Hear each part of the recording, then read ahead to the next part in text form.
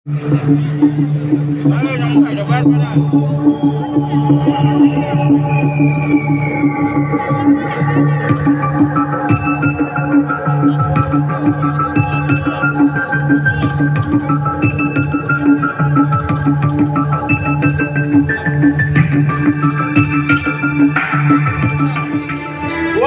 man ko কথা শুনাব নাপায়।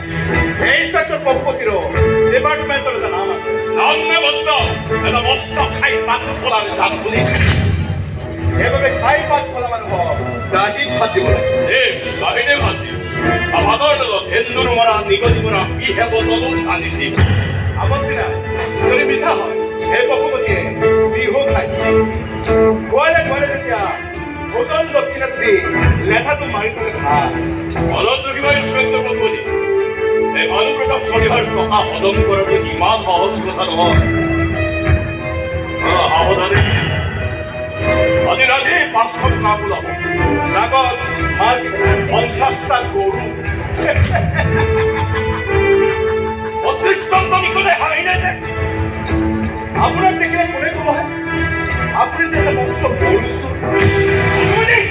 নহয় দিয়কচোন, আপুনি কাৰোবাৰটো ছাপ্লাই কৰোঁতে কোনেও ক'ব পাৰে, কিন্তু মাল মানে গৰুবোৰটো চোৰাঙেই দিয়কচোন।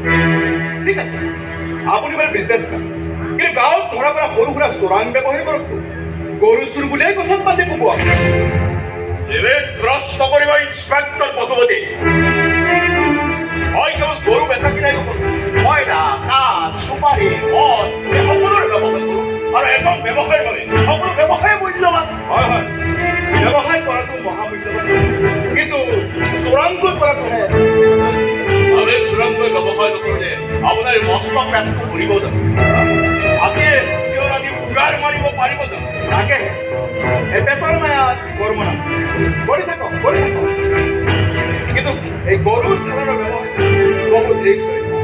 চৰকাৰ কিন্তু বহুত কঠোৰ, সাৱধান হ'ব। আপুনি আপোনাৰ এৰিয়া পাৰ কৰিবিলাক বাকী বাংলাদেশ পৰ্যন্তকে মোৰ মানুহ খেতি হৈ আছে। আৰে মোৰ এৰিয়াততো ময়ে ৰজা চলিহা।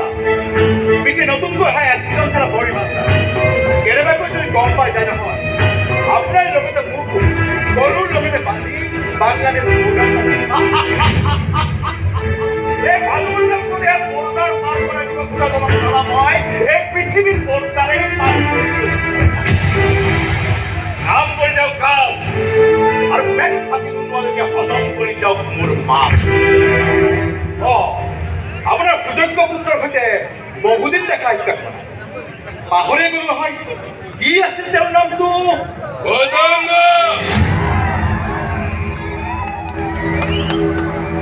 নাম মোৰ ভোজংগ।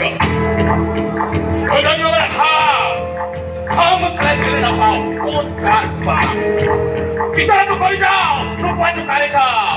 দিনে ৰাতি কৰ্মাটো বেইমান ৰংগ। নাম মোৰ ভোজংগ। খবৰ পাইছো আমাৰ বাধা স্বত্বেও সেই ঠিকাদাৰজনে দলঙৰ কাম আৰম্ভ কৰি দিছে।